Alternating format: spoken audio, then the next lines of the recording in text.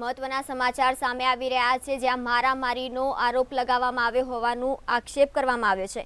પાદરા ભાજપ ધારાસભ્યના ભાઈ પર મારામારીનો આક્ષેપ કરવામાં આવી રહ્યો છે। સમગ્ર મામલે ધારાસભ્યના ભાઈ હરેન્દ્રસિંહ ઝાલાનું નિવેદન સામે આવ્યું છે। મારા દ્વારા નથી મરાયો સોની વેપારીને માર તેવું હરેન્દ્રસિંહ ઝાલાનું નિવેદન સામે આવ્યું છે। હરેન્દ્રસિંહ ઝાલાએ જણાવ્યું કે મારો ભાઈ ધારાસભ્ય છે, જેથી તેની છબી ખરડવાનો પ્રયાસ કરવામાં આવી રહ્યો છે। કારીગર બાબતે તકરાર થતા વિવેક સોનીને બોલાવવામાં આવ્યો હતો, સમાધાન માટે બોલાવ્યો હતો, તેને માર નથી માર્યો। માર મારવામાં નથી આવ્યો, મને ગાળો બોલે તો રાતે એના ભાઈબંધને દીપેનને મેં ફોન કર્યો હતો કે ભાઈ એને ક્યાં પીન મને ગાળો ના બોલે। દીપેને કીધું કે હવે ગાળો નહીં બોલે, હું એને કહી દઉં છું। ત્યાર પછી બી વારંવાર મને ફોન કર્યા છે, મને 38 જેટલા ફોન કર્યા છે, કેટલા મિસ કોલ થયા છે મારામાં, મેં એના ફોન નથી ઉપાડ્યા। એને મને મા બાપ સામેની ગાળો દીધી છે, બીજી કોઈ વાત છે નહીં, કોઈ ઢોર માર મારવામાં નથી આવ્યો। આખી વાત વાહિયાત છે।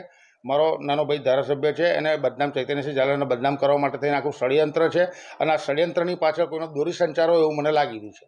આક્ષેપ છે કે તમે ઓફિસ કલાક ગોંધી રાખો એ